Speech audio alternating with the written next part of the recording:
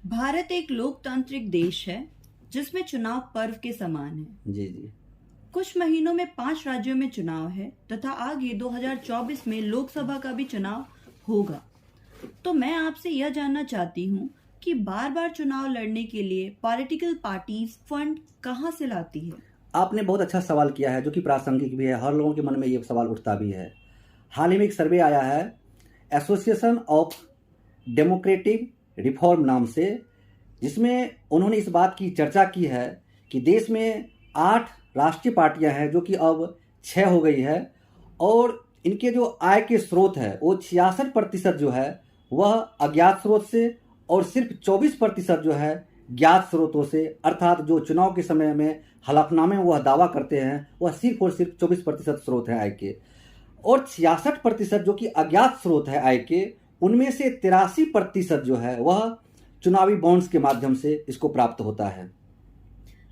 अच्छा, तो क्या राजनीतिक दलों पर चुनावी खर्च की कोई सीमा है? देखिए, पीपल्स रिप्रेजेंटेटिव एक्ट 1951 की धारा 77 और चुनाव संचालन नियम 1961 के तहत सिर्फ और सिर्फ उम्मीदवारों के लिए चुनाव खर्च का निर्धारित की गई है।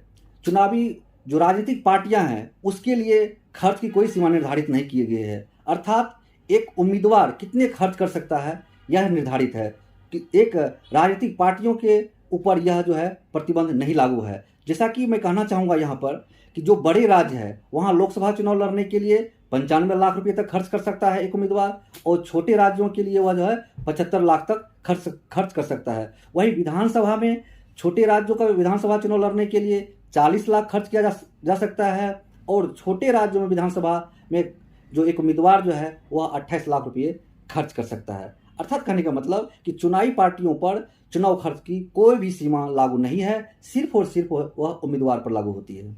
अच्छा, तो अभी आपने एक शब्द का प्रयोग किया, इलेक्टोरल बॉन्ड। जी जी। तो ये चुनावी बॉन्ड क्या है? ये इलेक्टोरल बॉन्ड क्या होते हैं? देखिए, ये चुनावी बॉन्ड्स जो है, इलेक्टोरल बॉन्ड्स जिसे कहा जाता है, यह वास्तव में एक जो है एक वचन पत्र है, ठीक है, प्रोमोजरी नोट्स है।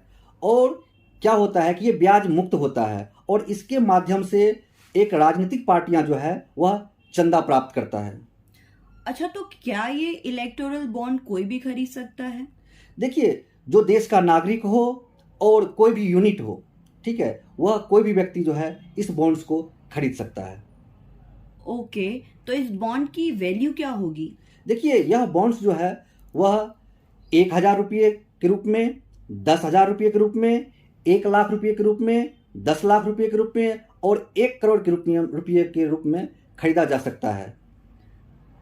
तो ऐसे बॉन्ड कब खरीदे जा सकते हैं और कितने दिनों तक ये वैलिड होते हैं? देखिए, इसके लिए साल के सिर्फ 4 महीने जो है निर्धारित किए गए हैं। वह है, यह चुनावी बॉन्ड्स जो है जनवरी में खरीदा जा सकता है, अप्रैल में खरीदा जा सकता है, और जुलाई में खरीदा जा सकता है, और अक्टूबर में खरीदा जा सकता है। यह एसबीआई के जो शेड्यूल्ड ब्रांच होती है उसमें 10 दिन के लिए उपलब्ध होते हैं, और इसकी जहाँ तक वैलिडिटी की बात है, यह 15 दिनों के अंदर में इशू होने के बाद, इस चुनावी बॉन्ड्स के इशू होने के बाद 15 दिनों के अंदर जो है वह किसी राजनीतिक पार्टियों को यह भुगतान किया जा सकता है। अगर इस बीच में उन्होंने भुगतान नहीं किया तो एसबीआई जो है इसे प्रधानमंत्री राहत कोष में जमा कर देते हैं।